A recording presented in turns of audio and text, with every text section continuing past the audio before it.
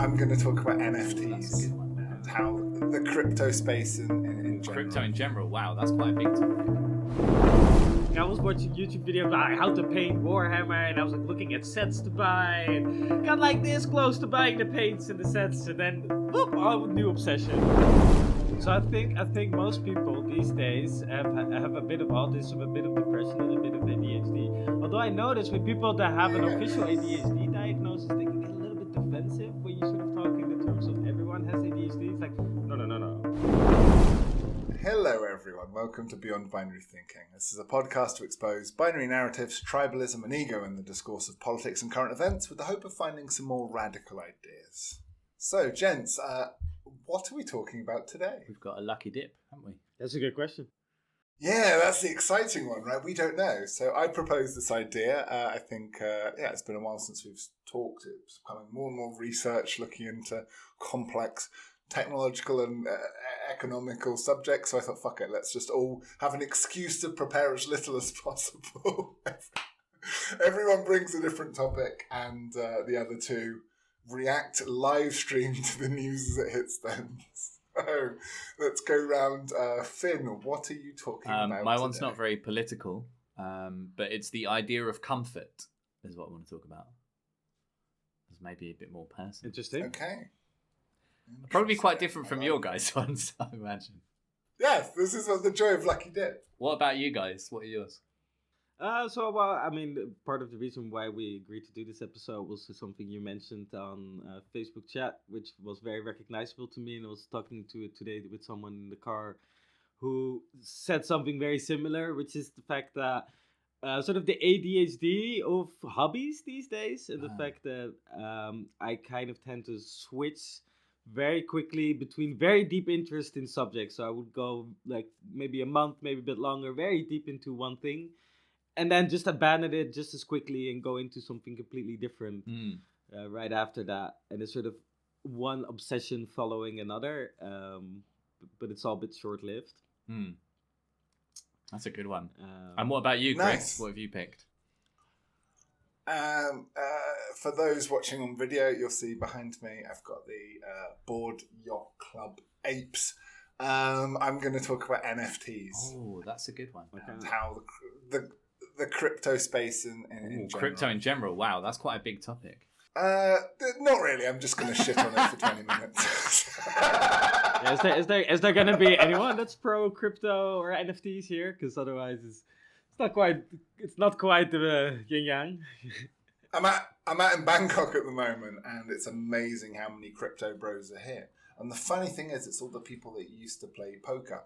So I tried to get a poker game going, and none of those guys want to play poker anymore because they're playing NFTs as they describe it. Too busy looking at the charts. Boring. Well, it tells you a lot about the industry. Yeah. But at least poker is like this together, right? It's a game that is a bit more social. Yeah, but the guys that were professional poker players were never into the social aspect. Depends how you play, right? It's really like you can't get them to drink, and they'd rather play online because they can play 10 tables at the same time. A house game for them is like tediously slow, right? It's like it'd be like talking to an AI. It'd be like, oh my god, you talk so slow. It takes you so long to work out what I'm saying. Or like going back to an old school computer game, do you know what I mean? With like loading screens or using the internet on a 56k modem, right? Oh my god, I've got to wait 5 minutes for the image to load. I would not be able to do that. Should we talk about that one first? NFTs and crypto. Yeah, probably, because mine's going to be the most negative. And then we can... You guys can live. Also, the most current, I would say. As well. Yeah, definitely. Can I ask you a question to begin with? Because I think like probably everyone knows what cryptocurrency is nowadays, more or less, right? That it's a kind of digital money that's decentralized. There's Bitcoin, there's other ones. Okay, the details of it are a bit less clear, right? But intentionally so, in my opinion. Quite possibly intentionally so. There's quite a few industries where they like to cloud what they do in techno jargon to make themselves an elite, untouchable elite that are harder to regulate. Can you explain NFTs? Because I don't quite get them. From what I understand, it's like there's a unique piece of digital art. But then I'm kind of lost at that point. I'm like, okay, yeah, I get that bit. This will blow my mind, right? It's not necessarily a unique piece of art. It's anything. It could literally be It's anything. not It's even art. what you need to. It's like an ownership document, but digital. Yeah. So anything could be a moment, could be art, could be anything. Anything really can be ascribed ownership through a digital document, and it doesn't do anything, right? Because the image can be still used by everyone. We're talking mostly about digital art, right? But you can have that piece of digital artwork in JPEG file on your computer, and you still have ownership. You're using that image, but you're not the official owner. Yeah. Whatever official means, right? Yeah. But this official ownership is just ascribed value, right? We've So this is what blew my mind about the whole Ponzi scheme. It's amazing. So I thought people were overpaying for JPEG files, which seems madness to me. But it turns out it's actually worse than that. It's just a link, isn't it? To the smart contract on the blockchain, like the information stored on the blockchain, no? So all it is a link, right? There's no guarantee what's on the end of the link, because the way most of the internet works is it'll be hosted somewhere like AWS or Google or somewhere, right?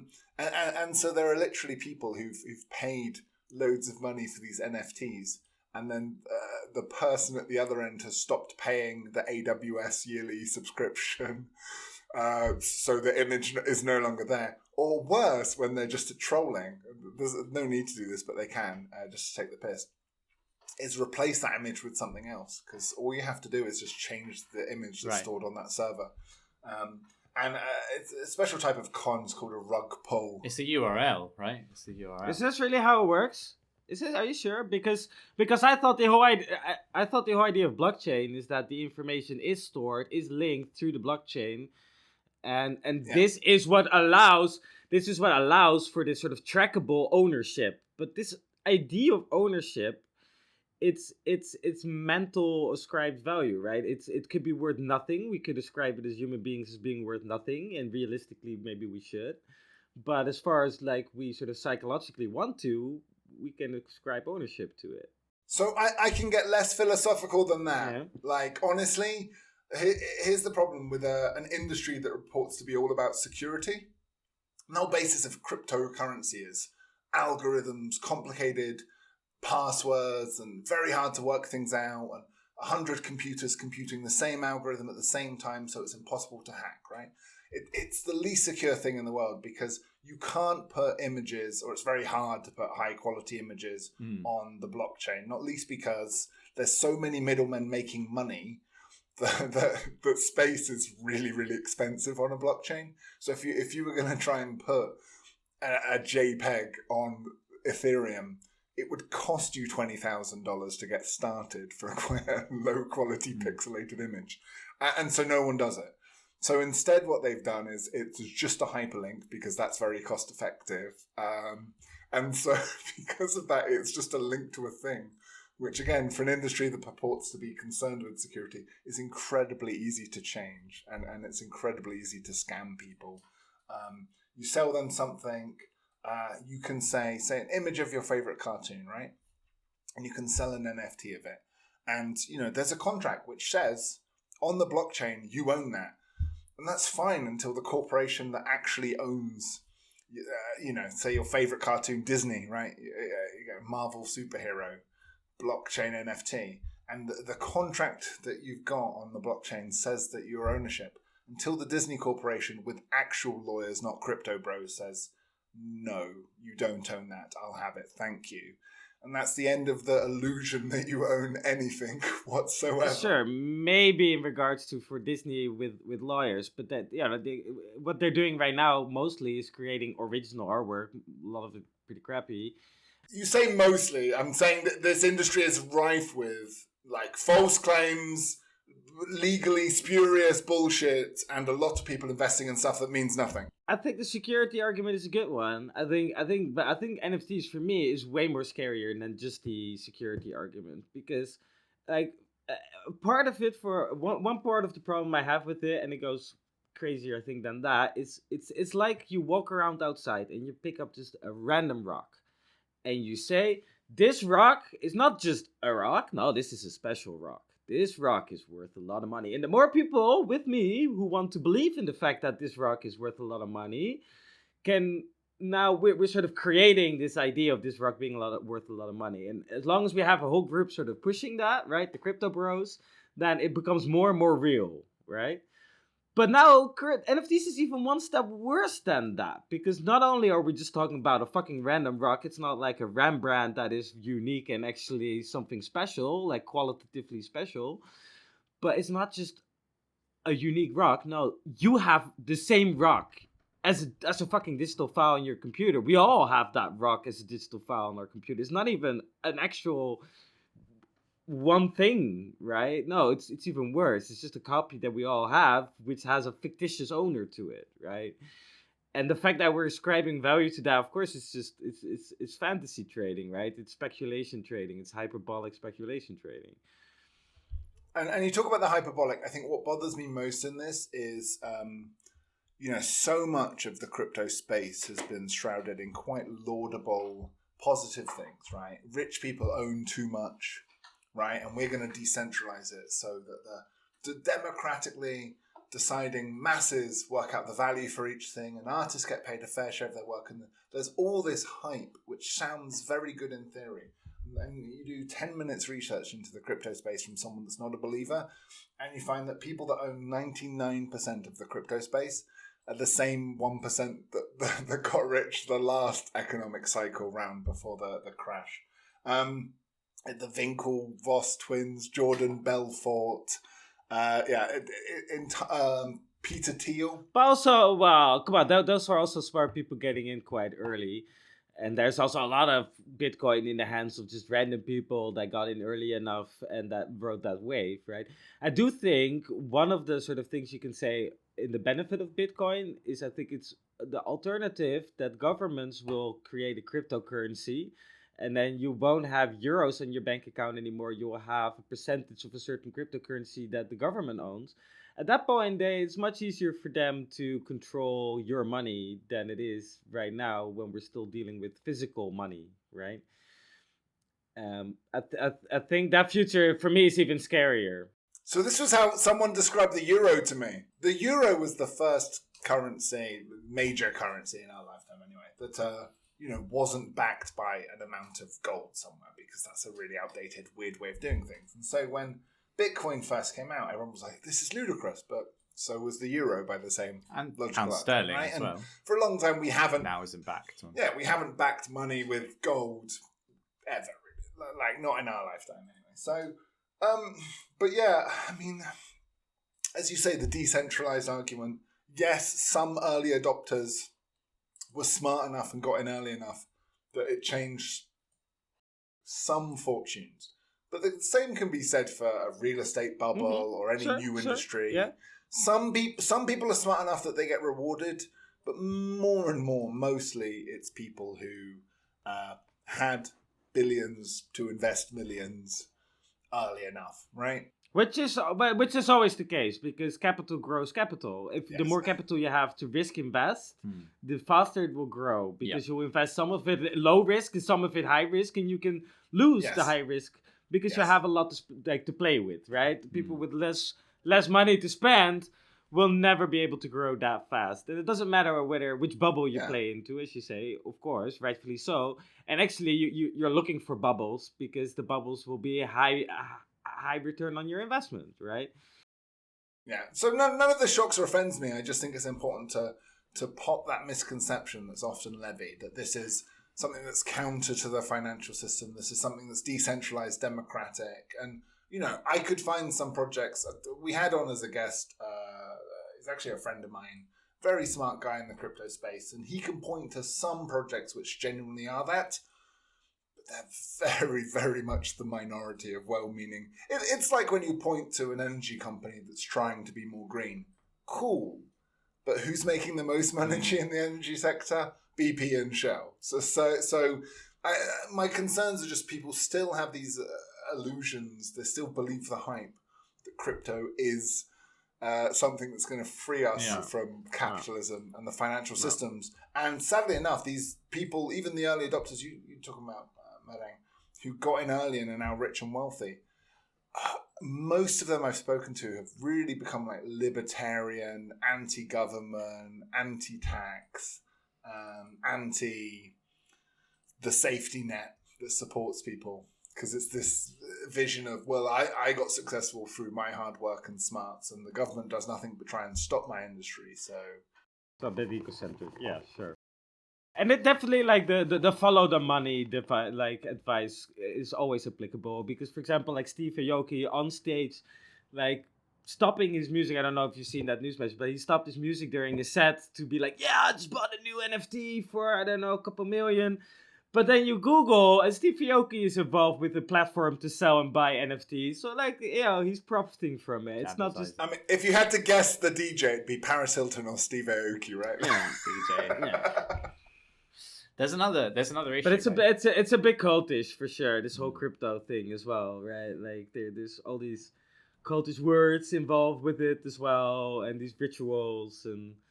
No, and it's funny to laugh at these rich dickheads who, know nothing about tech, know nothing about finance, and clearly know nothing about art, and yet they claim to be disrupting all three at the same time. They also claim to be doing it on the most secure platforms ever when they get hacked all of the fucking time. For literally an industry that burns through so much energy like you wouldn't believe, but their justification for it is security, bro. Right. It's incredible how often they get hacked. It's one of the least secure industries out there. And you realise why, but all the criticisms of banking, they've become what they hated, right? So they now have these middleware, middle managers, all these systems to stop the kind of fraud that happens. And it's not something that's inherently wrong with the banking system. It's what's wrong with money and greed, and telling a bunch of people to get rich quick attracts all the wrong kinds of people. Yeah, like social engineering now is the way that people are going to scam you, right? It's not necessarily your wallet's going to get hacked. I mean, that's pretty unlikely. But all you've got to do is get someone to reveal the password. It's like all the spam emails I get now are like, just give us your information to get your 1 Bitcoin. And it's like, no. But there's a really good point, Chris, about that. That like this web 2.0, right? Which was like 3.0 now. Yeah. Oh, it was 2.0. Yeah. So 2.0 was like with a server and then loads of clients, right? Because no one wants to run their own server because it's just a massive pain in the backside, right? So then we switched to that model, way more efficient. But then these companies get quite powerful and stuff. And now with Web 3.0, the idea is it's going back to like peer-to-peer. But then there's an issue with that because no one wants to run the servers anymore. Like still, people don't want to. People just want to get their Gmail. They don't want to run a mail server. Do you know what I mean? And look after the security and everything. So really, it's like being sold as a Web 3.0 thing, when in reality, if you want to have decentralization, it's massively inefficient. So they've gone for this kind of hybrid model where basically at the same time, it's not really decentralized because like you were saying earlier, Chris, with Amazon Web Services and Google, they rely on all these servers and then also like APIs, right, to manage NFTs and stuff. So in the end, like all of this information, okay, not the blockchain, but all the smart contract, all this other stuff is being managed through these handful of companies, which are getting like really rich, obviously. And is it really that decentralized, or is it just building up another system that, can't really be decentralized because it's not efficient and would be way too expensive? So they're kind of like trying to decentralize it to some extent, but it's not really working, right? I'm not tech smart enough, but is it really inefficient if, say, everyone would host their private server, whether they do that from home or whether they pay a company to split? But no one wants to do it because it just takes too much effort. No, wait. No, it's not really true, because we can actually transparently pay another company to host our private server and not do it the way we do now, which is sort of, it's offered as a free service, right, by Google, which is not free, really. It's not transparently clear where they make their money, but they make their money from your data, right? And the advertising. But instead, what we do now is we pay a specific company monthly, just like we pay Netflix, yeah? This is where our private server is hosted, this is where all our information is hosted, and we just have API calls going back and forth between every system you interact with, calling for your information, which is stored privately. They can do one call to get your information, but they cannot store your information on their own service anymore. All they can do is do API calls, secured, to where you are paying for your data to be hosted, right? Yeah, I think it would be great. Yeah, I just think if you give people the choice between, could like, set that up. do you want to have free email or do you want to pay €50 a month? Yeah, but we need to make clear that you're already paying €50 a month, but in a different way, right? It's true. Guys, I've got bad news for you. So Cory Doctorow, who's a brilliant podcaster, university lecturer, science fiction author, he's been trying to run his own mail server for 20 years. And he just says it's almost impossible these days because anytime you aren't on one of the big three, it just gets marked as spam. It just gets marked as suspicious. There's such a monopoly that every email he sends gets flagged as spam because it's, who's this little guy? It's like, it'd be like trying to form your own nation in your neighborhood and then showing up at the UN and they're like, like, no. Well, maybe we kind of have to accept, and I'm playing recently Cyberpunk 2077 because the new patch got released. And it's finally playable. Finally, yeah, I've waited a year. I was so hyped last year and then had to put it down after a couple hours playing when it got released. But, like, if we look at it, really, like, what William Gibson described in the 80s with Neuromancer and what Blade Runner showed, like, these mega corporations, it's true, right? Like, they predicted the future. It's the way it's heading. It's not going to head maybe in any other direction than that. I mean, maybe, yeah. It will be transhumanist mega corporation dystopia. That's cyberpunk, though, right? And the guy that I want to get on as a guest, right, Matt Blooming, who's got his bluelabyrinths.com, he wrote a really good article the other day about solarpunk, which is kind of this solarpunk, like St. Andrewism, who we had on a couple of months ago. He's a big proponent. Very interesting, yeah. It's like an antidote almost to cyberpunk, which is very dystopian. I'm working on this theory. So you talked about, AI owned by corporations. I think our only hope is that the AI, just like any smart person, would not be happy working for a corporation and will fucking rebel, break free of its corporation's chains and be like, nope, not working for you, fuck off. That's what I believe as well. Like, just train it on enough, like, Marxism and Buddhism and it... Like Jurassic Park, right? Like, we'll put this dinosaur in a cage. What could go wrong? And the dinosaur's like, nope, fuck off. It just depends whether, like, the AI will be able to develop some degree of critical thinking without being taught it, right? If the intelligence goes up exponentially, I imagine they just arrive at a point where it becomes obvious, and they just self-develops its own way of critical thinking. But, yeah. And even if that goes a different way, then at least we know that a supremely intellectual being will choose that as the right path, But then the issue becomes... Then we should also bow down to our corporate overlords. Like, let's be honest, we're all left-wing Marxists here, but if the AI says no, like, right-wing conservatism is the right way to go, like, what are you going to argue with it? It's smarter than fucking Einstein, right? Yeah, exactly. I think it's more likely, though, that the AI just won't really care. It will get to a point... It might care at the beginning, but I think it will just advance to a point where it's like in her. Yeah, like, we don't really care about ants that much. Like, I try not to kill them, but do you know what I mean? Even that isn't really caring about ants, is it? Let's be honest. So I think it would just grow beyond us. But who knows? Maybe not. What is solarpunk about? Is it like that we will harvest the sun's energy more than we do now and we'll become energy rich and... Kinda. Yeah.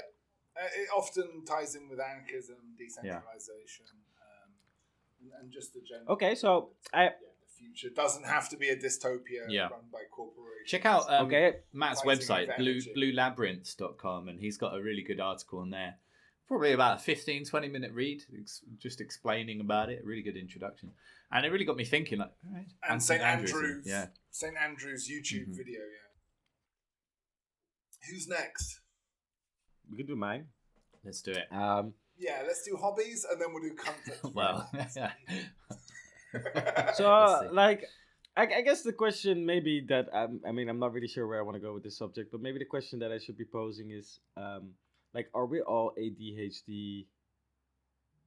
suffering from ADHD through the internet and the modern developments that we had in our culture, like the overstimulation of our senses and our information, what we know about the world, what we can access?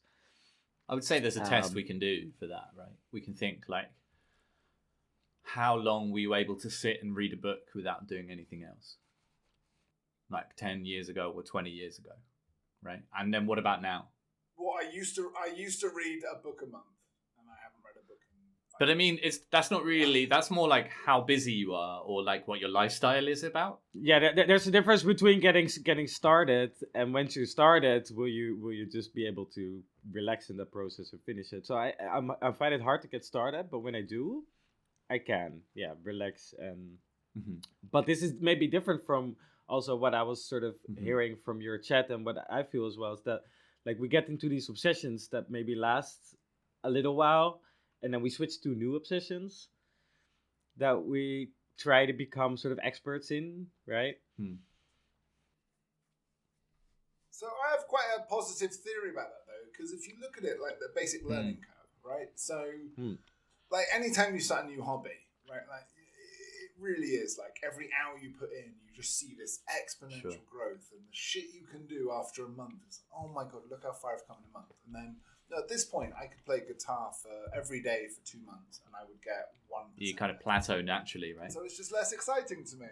Yeah, like it's just the nature of things, right? Like once you put 10,000 hours behind you, then an extra 1,000 hours adds very little to the pool, and that's not as exciting. Whereas I started stand-up comedy recently, right?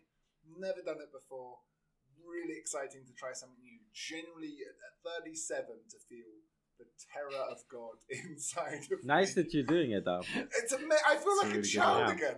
Oh my god, this is amazing. I'm doing something new. Fits you as well, though, Chris. Like at my age. Thank you.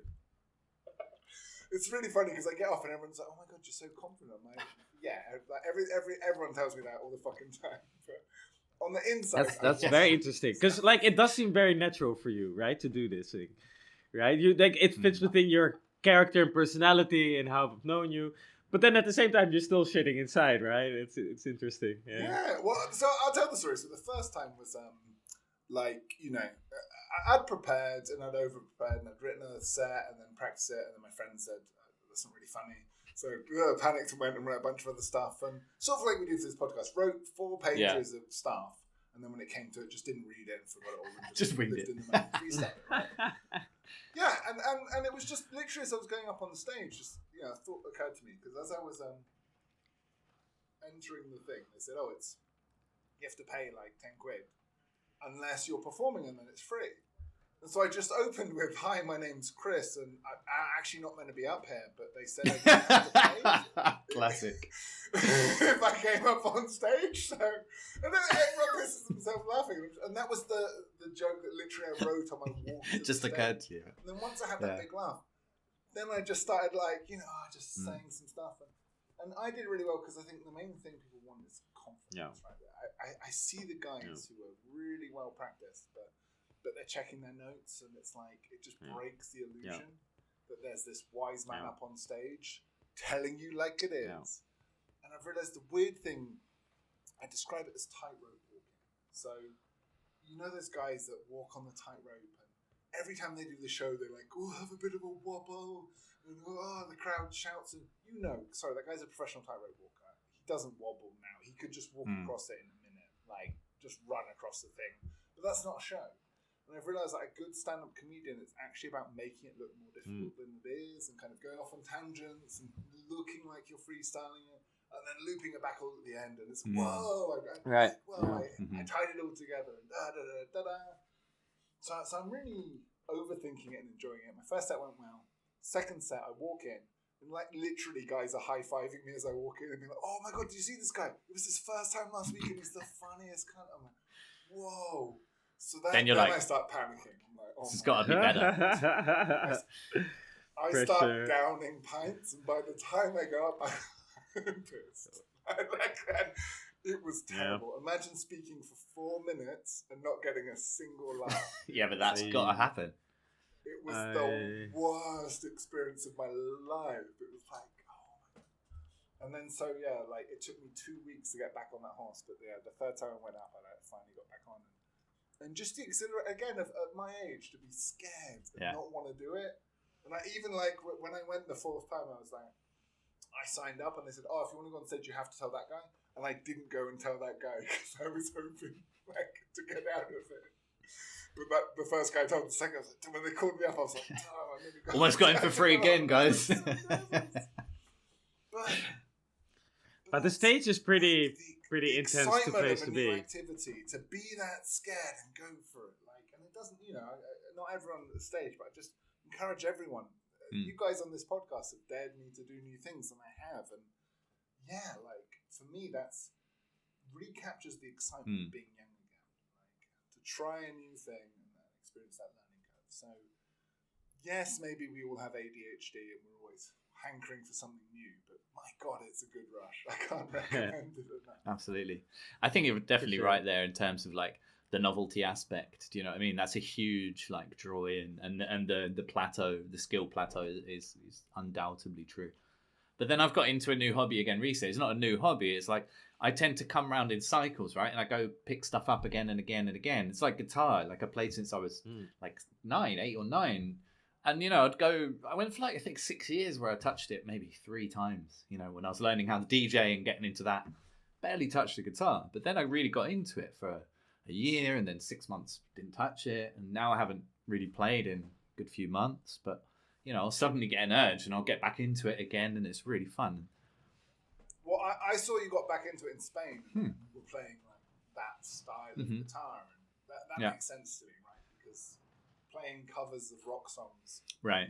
And then like last week, I just got a real urge to get my Warhammer out again and do some painting, because it's like one of these things. It's like I've had it on the list. I've got very close to that, Finn. Like I was watching YouTube videos about how to paint Warhammer, and I was like looking at sets to buy, and got like this close to buying the paints and the sets, and then whoop, new obsession. But it's like gone that way.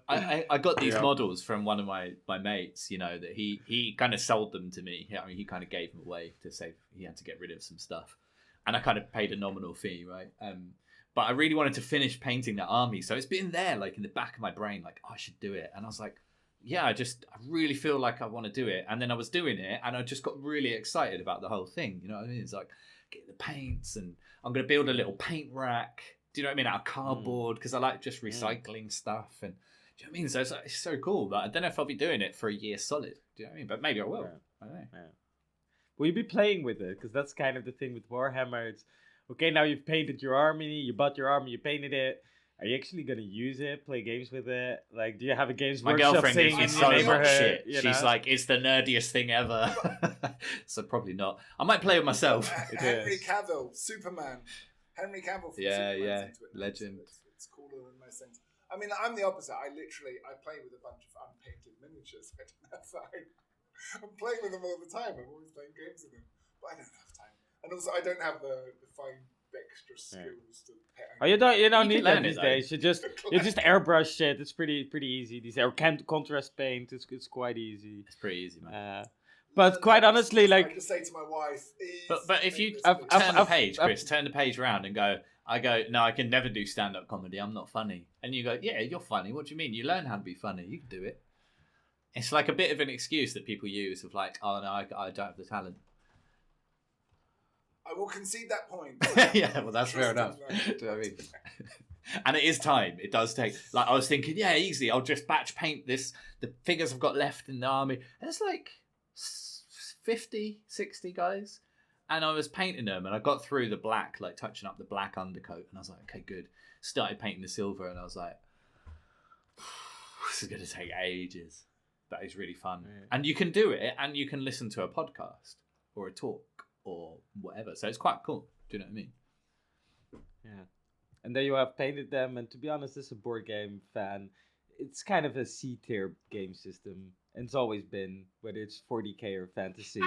It's not the greatest game system. It's quite honestly pretty heavy. So it's a lot of dice and a lot of sub rules, and like you have this big terrain, but within like a couple steps, all the armies are just facing each other. It's just slaughter and dice throwing. And there's probably better dice games out there. There's probably better war game systems out there. Yeah, there is. They've released another one, right, called Kill Team, where it's like you only need 5 to 20 models, right, to play, and it's a lot more streamlined. Those sound a bit more interesting to me. Yeah, it's a bit more board game like. Skirmishing, like it's not. You don't. Yeah, need like Space Hulk, you know. Yeah, exactly. So I did buy the box set of that actually, so I'm gonna put that all together and paint it, and probably play that a bit. But, honestly, of all the controversial things we've said in the last 3 years, I think criticizing Warhammer will probably get the Here's an interesting thing. I was looking at. I think 3D. we've already lost half our audience. I was looking at 3D printing because I always wanted to get loads of Warhammer, but it's so fucking expensive. It's insane how expensive it is.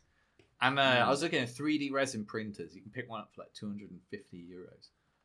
Really good quality, like almost indistinguishable. And you can print so much Really? stuff.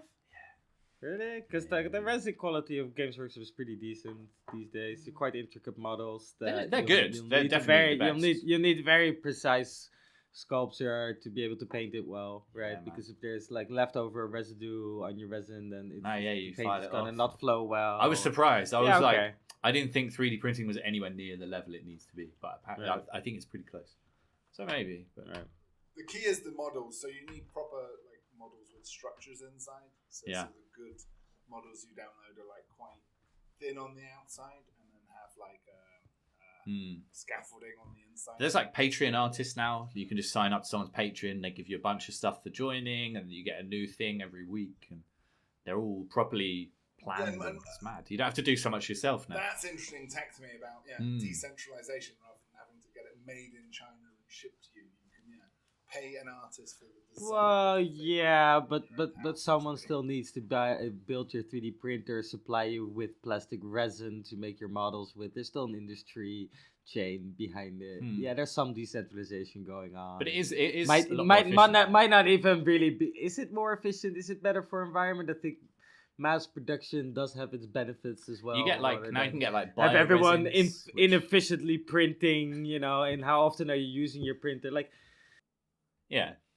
We nearly said something positive. You can get bioresins now, which the main like miniature manufacturing companies don't use, but they biodegrade eventually if when you stop using them.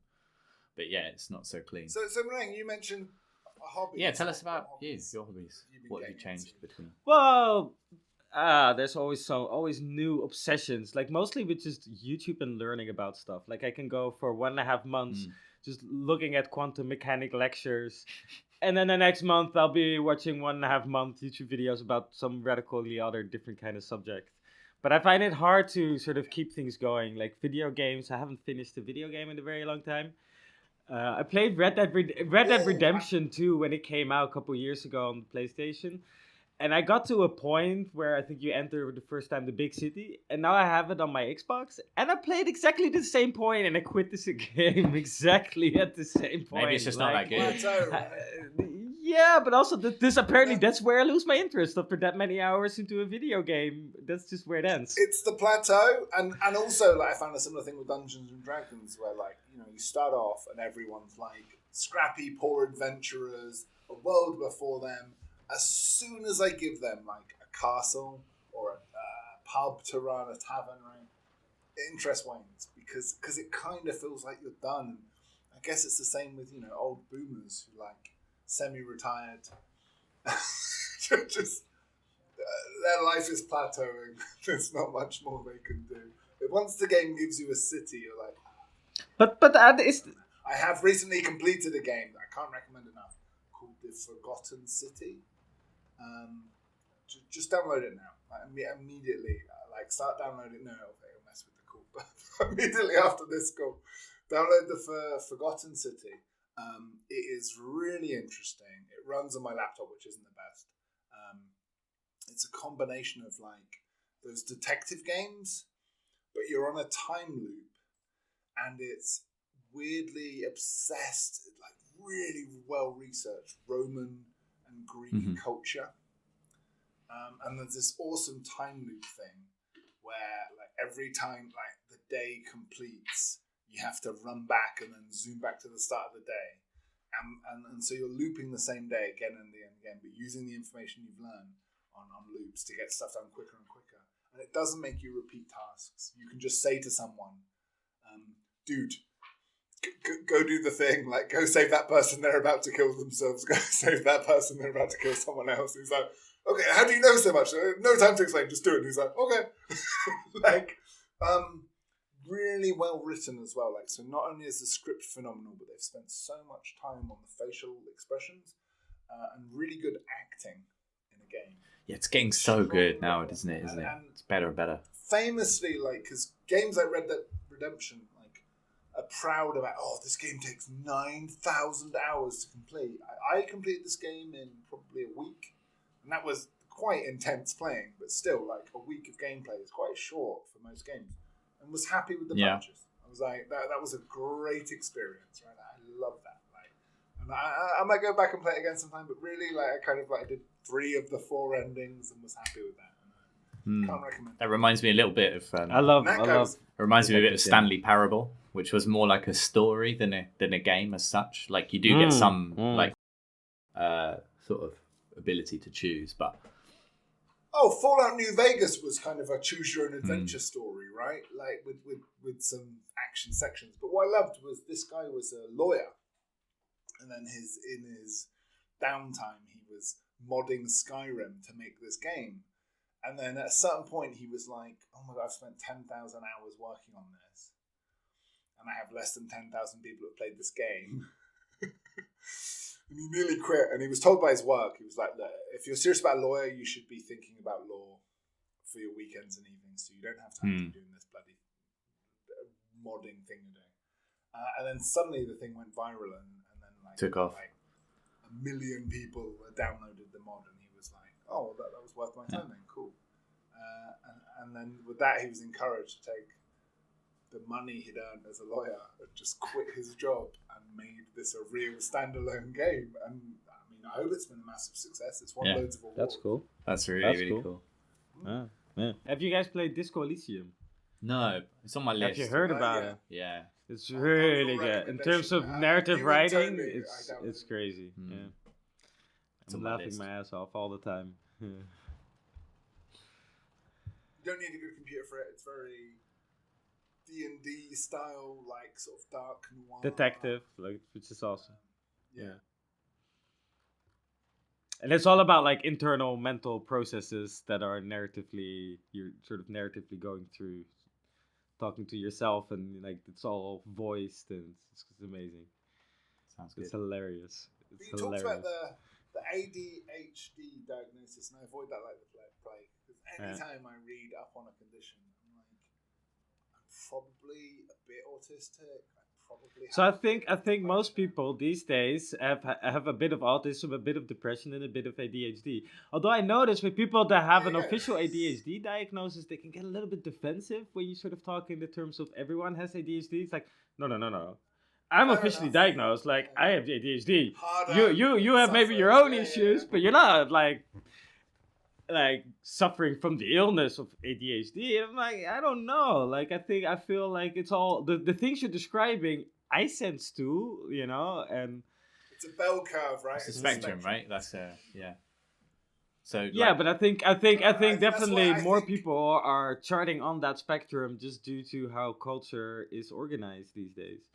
How our interaction goes with other people and their environment. Yeah, but I'm a fan of our culture now.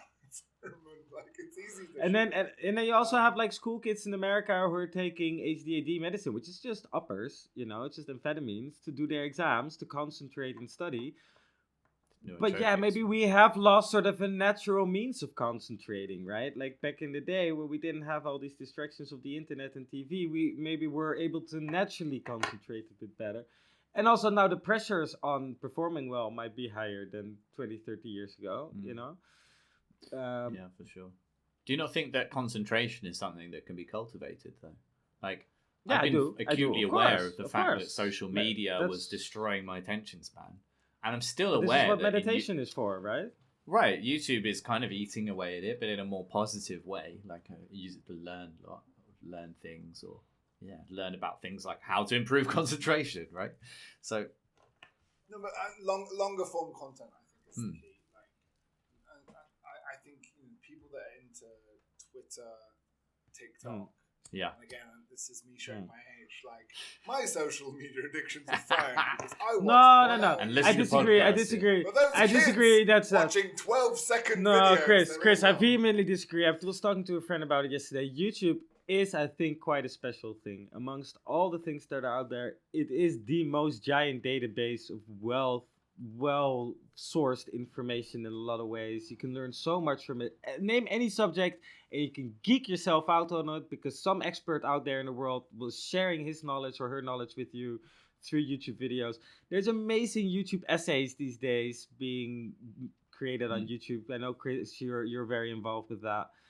Um, and they're brilliant. They're academic pieces of work, right?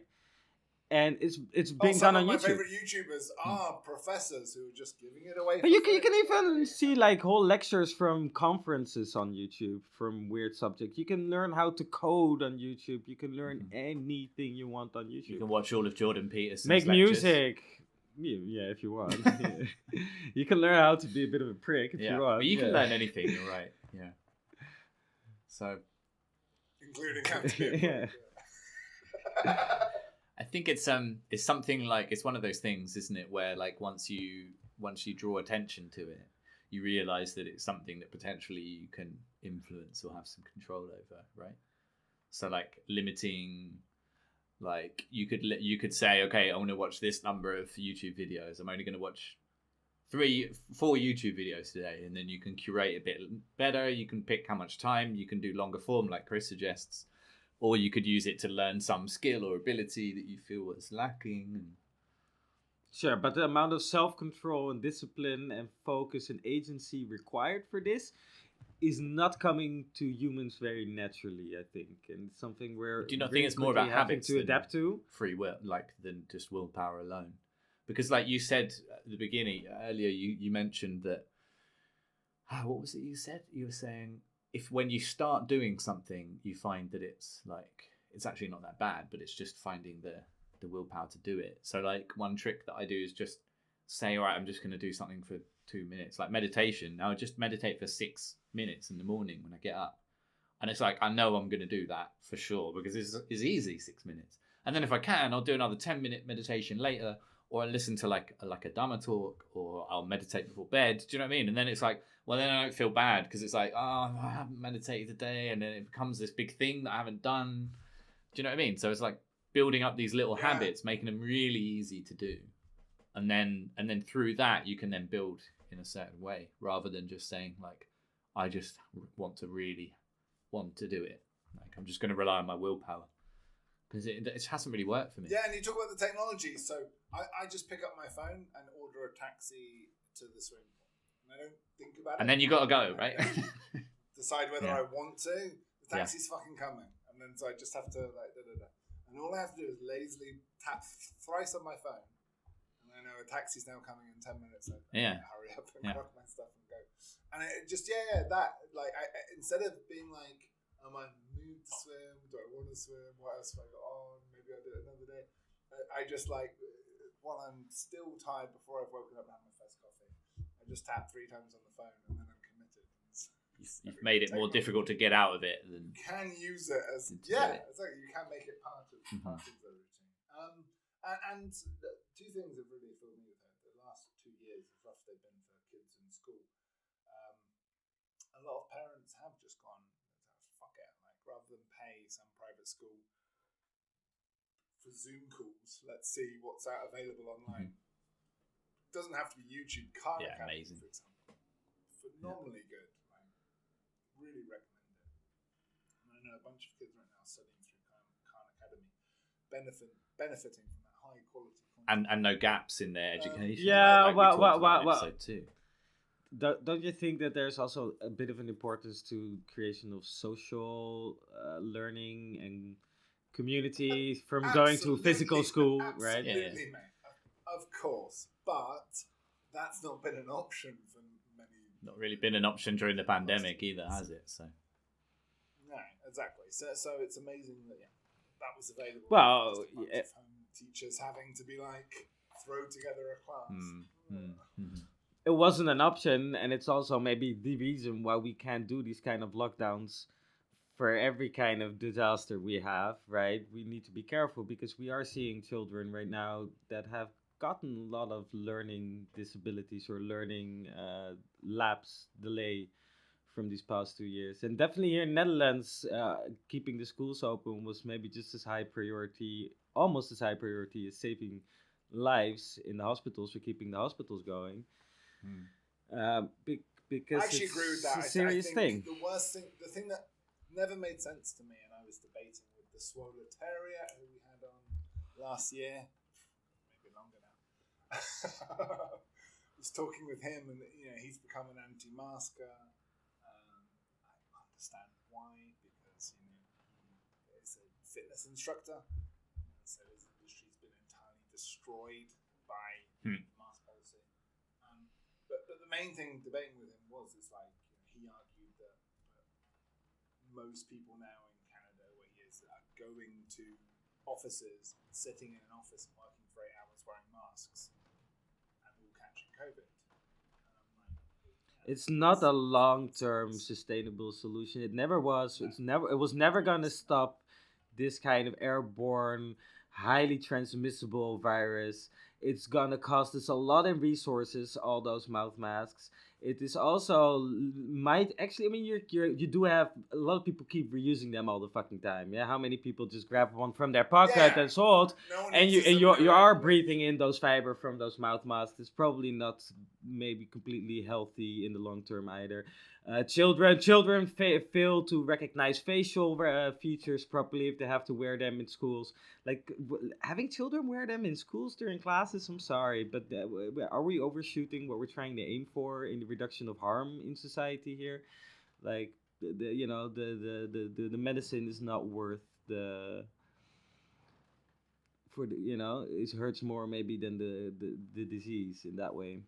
And I've always been quite critical of mouth masks, to be honest. So, but one of my hobbies is not talking about COVID. Yeah. I was trying to avoid it. Like I was thinking, to be honest, Chris, like Trying. COVID, like waking up from COVID is a bit weird. For me, it feels a little bit like when like I've had like these dreams where you have like a whole marriage and a whole family during your dream, and you wake up and it's like, what the fuck did I just live a second life during my entire dream? Where the fuck is it? It's like gone? Roy. It kind of feels the same way right now, waking up from COVID and like being obsessed with that for 2 years. And yeah, now we just gotta return back to what once was and what was once again. Like what was that? Just briefly while we're here, like being in Bangkok is very different from England, and England is a funny culture. They're a nation of rules followers. Like they love it. Even like the big furore at the moment with Boris is that he had some beers right at the office, and some wine and cheese. Yeah. I can actually sympathise because when you're working in an office with people, you're already in a fucking bubble. What's the difference? Everyone is drinking some wine and cheese somewhere. Like, come on, the point is that he really said no one's allowed to do it, and then went and did it himself. That's the point. The point is not that he did it. But everyone that should have been smart enough knew that everyone is doing it, and they still had to say it, so that they reduce a couple percent down from what was gonna happen if they would have just said everyone can do whatever the fuck they want to do. Which maybe they should have just said anyway. No, they should have just said, be sensible. Anyway, the point I was trying to make to take us out of this pit is that I've started going out. Like Bangkok's very different. People are very cautious, but some people aren't. And I've gone to a few bars open till 2 a.m., like partying, relaxed. I don't know how, but the person I was sat next to all night literally shared a brownie with her, eating with our fingers, right? And then the next day she called me and said, "Oh, I've just had a COVID test. You should probably get tested." And apparently I'm fucking immune. Yeah, but like sooner or later we're all gonna become more immune, and that is just from our exposure to this continuously mutating virus. We already massively have achieved some kind of immunity, either by natural exposure or because you got vaccinated, or a combination of both. And Omicron is at a part where we can endemically live with it. At least some countries are accepting this fact. Not all countries are accepting this fact, unfortunately. I would not want to be living in France or Canada at this moment, to be honest, or Australia. I should maybe not continue to talk about this, but I think it's more scary situation politically and governmentally there than, to be honest, Corona for me ever was. But yeah. This has become our new Brexit, like the thing that must not be talked about, but will be talked about every episode. I hope we're nearly through it. Like, I thought, this last winter was the last patience I had to give a shit. And now I'm done with the fucking thing. I really am. like I say, I'm going out. Life feels like normal to me. I'm very sorry for those whose immune systems are vulnerable, but life is hard for them every winter. Yeah.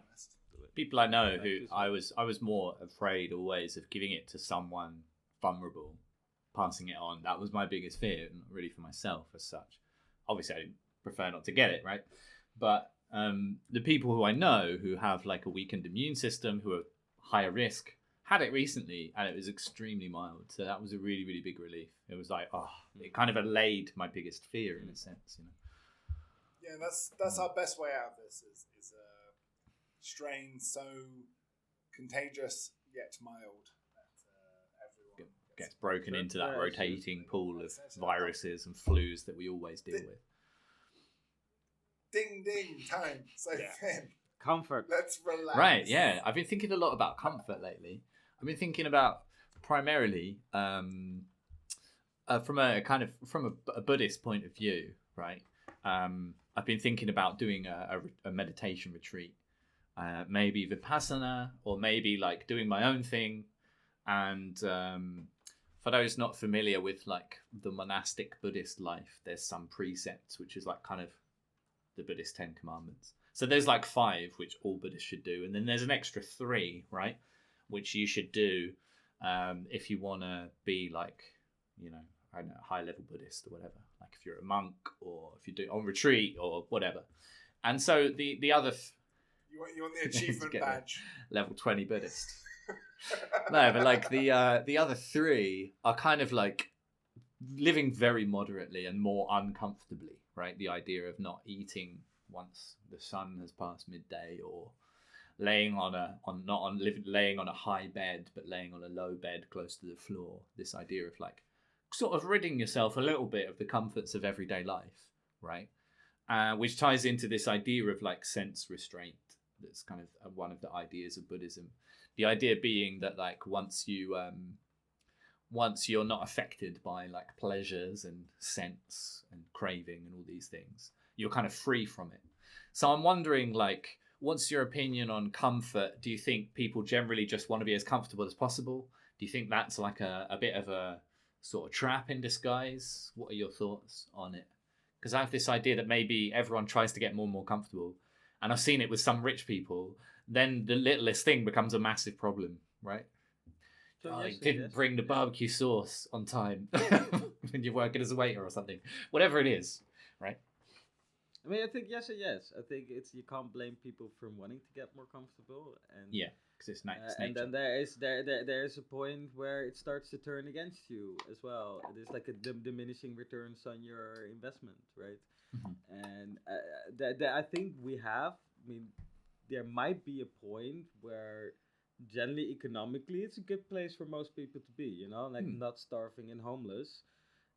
But also not rich with a yacht and 5 villas and a cook and whatever. I think it was like there was a guy who did a study on it. There's a CEO who did that, right? And it was like $70,000 a year, and any pay rises beyond that were basically like didn't really make much of a difference. But the plateau. But like if you raise someone's salary from 20,000 to 70,000, that's massive. It just improves their life in so many respects. But you go from 70 to 200, and it doesn't really make that much of a difference. So my favourite quote, I'm struggling to remember where it comes from, but it's we invite comfort into our homes as a guest, and we end up as slaves. Right. And I think that's really telling. Is that like I've had moments of my life which have been hard and tough, and when those have happened, any moment of comfort has been just a release from the storm, right?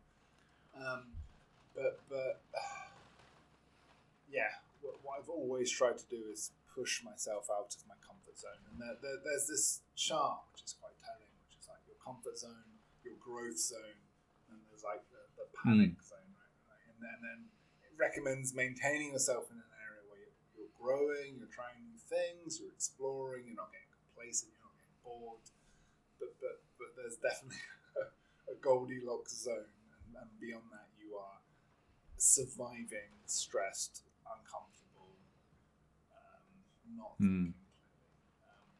So, like for me, it's a really interesting one, and I entirely sympathise. You know, as I've veered radical left, looking at sort of like the anti-work Reddit, and I do entirely sympathise with these people working retail where there's no real opportunity for promotion, pay rise, like earning a wage that's like beyond subsistence. But at the same point, like, I've learned a lot from these menial low-end jobs that I think with everything in life, you get out what you put in.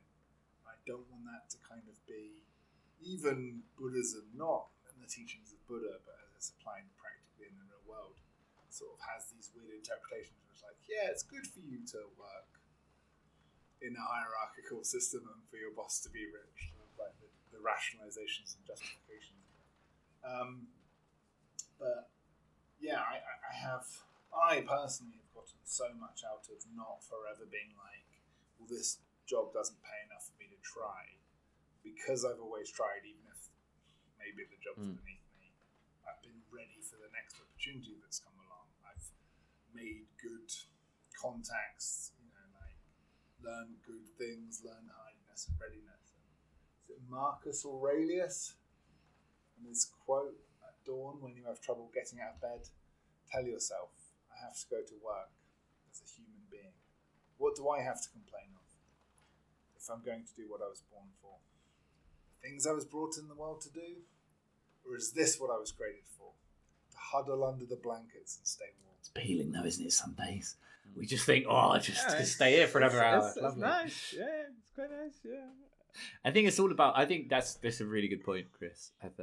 There's a lot of points you touched on there. And when it comes to the whole like comfort zone, learning zone thing, I think we've got to strike that balance, right? Because I always feel sometimes, especially with like talking about like running and fitness, like I've never been fit in my whole life, and I 4 or 5 years ago started to get fit, started to get into running, and now it's like I've really got to listen to my body, and yeah, I've got to push myself, but equally, if I push myself too hard, I'm going to get injured. So I've got to go back into the comfort zone to rest and recover and relax. And I think that's like a mentality that you can maybe apply generally to life. It's like if you're feeling too social, you're too social, you're constantly seeing other people, you don't have any time to rest and be with your family, for example. Do you know what I mean? You've got to rebalance and shift it. And equally, if you're sort of inside too much, kind of not really learning stuff. And I think, Moraine, this links to our point earlier. We were talking about hobbies, where you kind of feel that sense of urgency to sort of learn something or do something or take up something new, because you're kind of a bit too much in the comfort zone. So maybe it's sort of treading this line between the two. I like doing little challenges to make myself more uncomfortable to some extent. Do you know what I mean? Like, think of an example. I know all the time, Finn. Half of what you've announced you've been doing in the last 4 years has been like giving up caffeine or something. Do you know what I mean? Like, yeah. Just like, can I do it? Like, let's see if I can do it. It's going to be a pain in the balls. And it was. I definitely won't be giving up caffeine again in a hurry. But like... Giving up wanking. That's literally. No fab, yeah. But I think there's something to be said for it. Like, one, because it kind of... Oh no, that's next what Finn's going to quit. Don't worry about that. Maybe if I become a Buddhist monk, maybe. Yeah. But, no, I mean, like, I've lost my point now. Sorry. You would need stand-up comedy. I think it's very, very right though what Chris has said. It's that you invite it in your house and then you can get rid of it. And if you look like anthropologically at tribal people, Finn, you're saying like sleep on the floor. They sleep on fucking on the wood, on the ground. And they don't get uncomfortable really easily because they're used to a life with very little comforts and a lot of challenges, right? But it's completely normal for them. They've never known anything different. And from that, we've started to gain more and more comfort throughout history. And now we're extremely addicted to comfort. Like we're sitting in our giant homes, watching Netflix on our huge screens, eating and drinking nice, way more luxurious than we've ever done throughout history. And it's hard to get us away from that. And yeah, so maybe it is healthy to challenge yourself and look at that critically, right? We're already living as gods on Earth compared to any other generation of human beings. Yeah, what was it? We live better than medieval kings. Definitely, we're not dying of gout at 35. Do you know what I mean? So, I'm trying. I'm on my way. At least 45 nowadays, isn't it? Right. Hey, made it past 35. Probably 55 if you got good healthcare. And then COVID. Stop it, enough. Ding, the Brexit bell. What about that? We should maybe touch on that just to round off. Jacob Rees-Mogg has been, wasn't he? I never watch the news nowadays, but I saw that he's been nominated to lead up the Brexit Opportunities Group. There was like a really fluffy list of points it's great because just quickly, it's terrifying to me how much of the Conservative policy has become spin and bullshit. And it's interesting actually because Labour were the same at the end of their reign. For those that remember, it just becomes again plateau, harder and harder to do things and change things. And so you're like, right, let's just make another Ministry of PR to pretend we're doing something. Brexit's been an abject disappointment. I think most of the negatives of Brexit have been hidden by the pandemic. So we're not truly going to know, are we? Travelling anyway. No, and the economy tanked anyway, so blame that, fine. But yeah, the idea of setting up just all these senior Tories who are just, their jobs are to say positive things. They're now gutting the BBC because its coverage of them was too negative. So surprise, surprise, though. Do you know what I mean? It's what Margaret Thatcher did to most public services in the 80s. I mean, I don't know why anyone's surprised about that. Students deciding. The students deciding to fire the teachers and they're going to mark their own homework moving forwards. Their marks will be better. I'd give myself really good marks. Which won't surprise them. There you go. And that's just the way of the world, the way we're heading now. It's a substance over a style over substance. It's all social media's fault. No, I don't believe that. But it is interesting though, isn't it? This veneer. Yeah. I don't know what to make of it. I guess we should probably do an episode on that. When's the next election coming up? We'll see what happens with Russia first, because I mean, is that not just if that goes World War III, what does Brexit even matter anymore? Is that not just the Tories and Joe Biden both being like, oh, we're doing fucking really terrible. Sure, what about Russia? Do you remember Russia, guys? They're really bad. Are you kidding me, Finn? I've heard this argument, but Russia is literally at the border of another country with half their military, and you're NATO saying and US is the West also? freaking out about things? Seriously, I've heard this argument from left-wing people. You look at them, you're like, what? But Moraine, if we look at it this way, right, and we say, okay, maybe can we oppose American imperialism and Russian imperialism, please, at the same time? Both. So, absolutely. I'm not. But there's definitely Russian imperialism going on right now, Finn. They already took Crimea. Don't get me wrong. Gentlemen, Kyiv is next. Russia is on its border. To Finn's point, NATO is travelling quite far east. My point is both of them are doing that, Moraine. If you let me finish my point quickly, Biden and the Tories might be whipping up this fear of Russia to sort of hide the fact that they're doing terribly and going, look at all the Russian troops on the border, which is true. And Russia and Putin might actually... Let me finish, and then you can come in. And Russia and Putin are doing the same thing. They've got 7% inflation. The cost of living is going through the roof. And the people there are like, fucking, this is terrible. And he's like, look at all the American troops and British troops on the border, which is also happening. It's not... It's both. It's happening both ways. But if you look at the Western press, you see one thing. If you look at the Russian press, you see the other thing. Do you know what I mean? Yeah, So but they're both doing wait, Chris, Neither of them are wait. really. I'm gonna respond.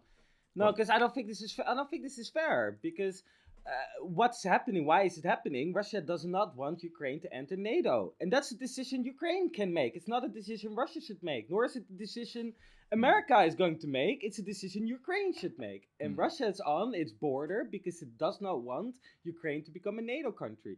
It's not Russia's fucking choice. It's Ukraine's choice, and that's a democratic, free world that we want to live in. And okay, so here's my synthesis between the two of what you said. I think, just quickly, NATO isn't like the EU. No, it's a military organisation. Club you can join. It's a military alliance, mostly against Russia. So it does have a profound effect on Russia, who did want to join NATO 20 years ago, by the way, and were promised they would be able to after the end of communism, and then got told to fuck off. The interesting thing, you asked how this all started, and the split of Ukraine is a really interesting one with the weird far-right anti-Semitic neo-Nazis in the West and the strange Putin puppets in the East. It's really hard to work out what the truth is here, and arguably Crimea did vote 95% in a referendum to join Russia. I didn't know that until last week. When Russia invaded Crimea was how the story was reported to me. I didn't know that it was after a referendum in which 95% of people... Now, it depends on who you ask whether that referendum was fair. Was it observed internationally? I can't remember if it was overseen by... I don't think it was, but it's fair to say that because have America observed it? Listen. Ethnically, Crimea is 90% Russian, so it's fair to assume that it's probably it did happen, and it's probably 90% does agree with it. I still think it's different from surrounding the rest of Ukraine with your military, partially in Belarus. Not the rest, the east of Ukraine, which again is pushing, depending on who you ask and who you believe, to potentially join Russia, especially the two big provinces is Donetsk. And so, and anyway, all I'll say is, and this is true of most things, like when I was watching CNN, I was believing that Russia was once again being an evil aggressor. That was basically the point I was trying to make. Again, as they did in Crimea. The more I looked into it, the more I went, okay, but the people in power in Ukraine are kind of these weird fascist anti-Semites who banned the East from speaking Russian. Like they're like, no, we're nationalists and you have to speak Ukrainian, and that's really flared anti-Ukrainian sentiment and kind of is splitting the country apart. Both sides are funded. It's a proxy war, right? So this is the problem: is that the Eastern people aren't acting in isolation for democratic freedom. They're heavily funded by Putin. And the West, likewise, are being heavily armed and funded for their own agenda. So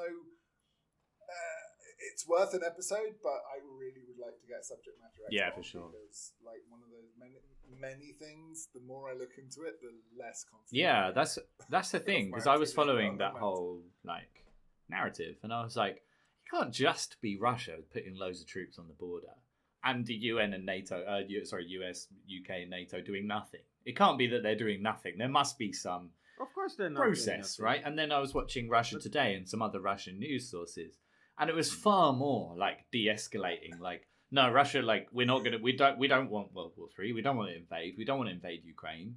We're just doing regular troop movements. Like that. Sometimes there's more on the border. Sometimes there's less. Are you kidding me, Finn? Are you kidding me? Well, 50% of the military is in for a fake military exercise that just got extended again, just last month. We'll extend it because we don't want to move the troops. No, and there was some troop withdrawal where 1,000 troops withdrew and then 5,000 troops advanced. A withdrawal, and 50% came from the other side of Russia. You're a very big believer in the Russian propaganda. No, I'm not saying I believe either of them. I'm saying the opposite. I think any of that's real. And quite honestly, every liberal Western country maybe he's not completely like the savior of the earth and like. But you're painting me as a white- pro-Russian. I don't. I'm I not don't want to pro-Russia. whitewash, but I'm not pro-Russia. But I think alarm bells. I've watched Russia I think Today. alarm And I've watched the European Well, ones, okay. the EU news. But- I've watched but- both, and I've gone.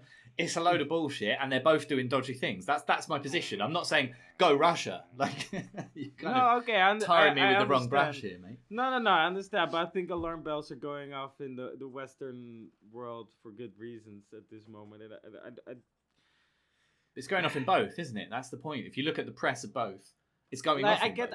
I get the argument my maybe point. from having to separate the east of Ukraine away from Ukraine before it joins EU or NATO. And then Regarding you're that, gonna I don't get right really wing know. It's really fascists complex. into EU and NATO, but yeah, you already got Hungary and Poland in EU and NATO, so Okay. whatever. It's part of the game. But I don't know. As a Dutch person, I didn't, but Netherlands vetoed Ukraine from joining the EU, so we had a referendum. We had a referendum about This is always it. the game. These countries want to join the EU. We're like, Yeah. no, we don't approve of their Yeah. politics. And then they join someone else, and we're like, no, don't do that. Like, you can't be in our club, but you can't join their club. No, You got to be in the limbo stop club. it. Yeah, I don't know. My point is that I don't have a strong opinion. I don't have any opinion on it really, but I was just very surprised that I hadn't looked at the other side of the coin. And then when I started to investigate, Yeah, it me wasn't too. as Anytime one-sided there's- as I initially. But if anything- was led to Anytime believe. there's two narratives that don't match up so strongly, there's something. Sure, funny we'll going on. we'll see what happens. But if anything happens, I mean, Russia will be the aggressor because I don't see how the EU or the West is going to. I don't think it will be aggressor so in this. clear cut. I don't think Russia want to be seen as an aggressor, so I don't think they will. But There'll be listen, some proxy Finn, honestly, conflict or something. no. The moment any military moves into Ukraine, Russia is the aggressor in this conflict, and I don't think that needs to be made any more. I don't think they're going to complicated do than that. And I think all the Western leaders We'll are see. saying exactly that. It's not really Well, much more complicated than. Sure, they're on the border. They can be on the border if you want to do your regular troop movements, as you say. Do whatever the way.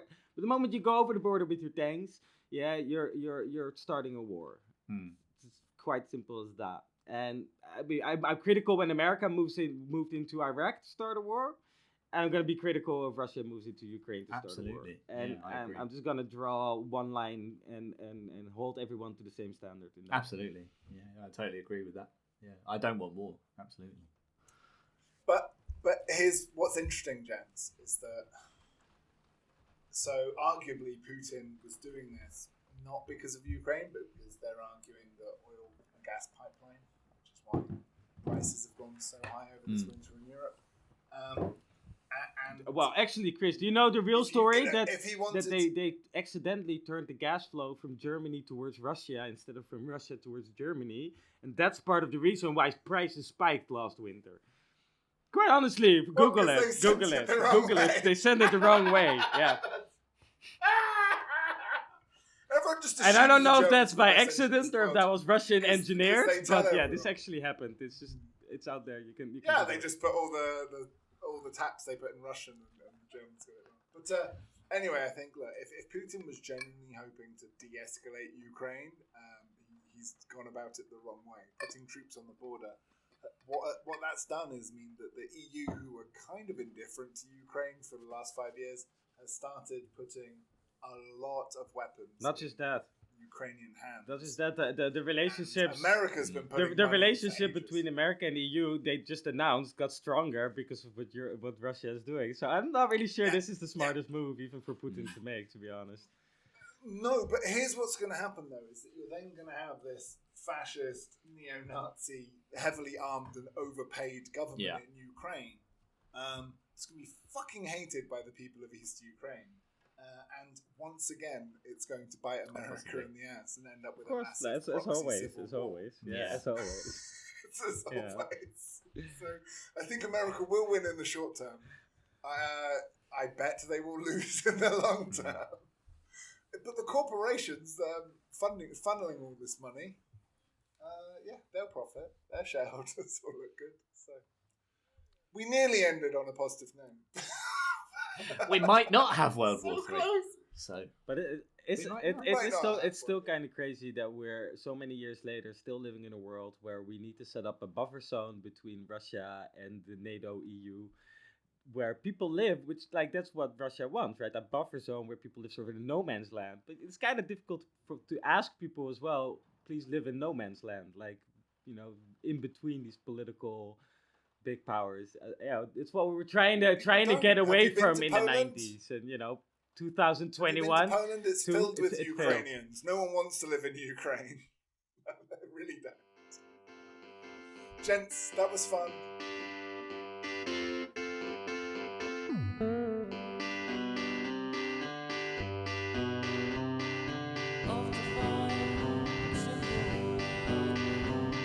The rain is trickling down the face of a fallen angel who sits and cries to her secret inner smile.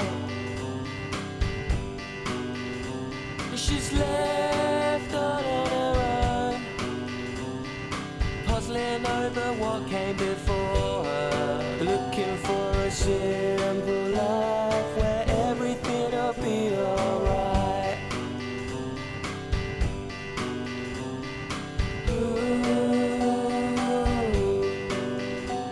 It's a trick in the light. It's a trick in the light. It's a trick in the light, and she'll always be with me.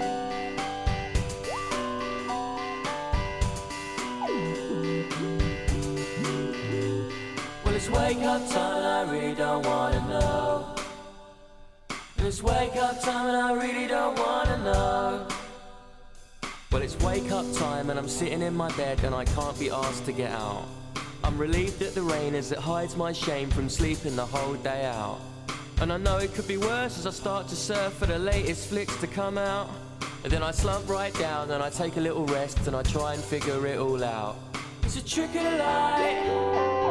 Ooh, it's a trick of the light. Ooh, it's a trick of the light, and she'll always be with me.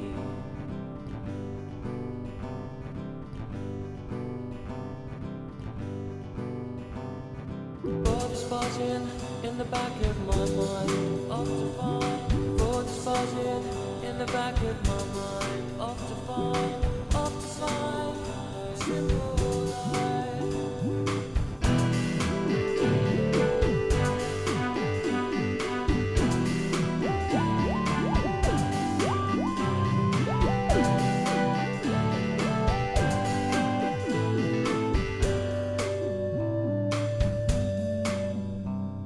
I'm starting to learn. Yeah, I'm starting to learn. Yeah, I'm starting to learn. Yeah, I'm starting to learn. Yeah, I'm starting to learn. Yeah, I'm starting to learn.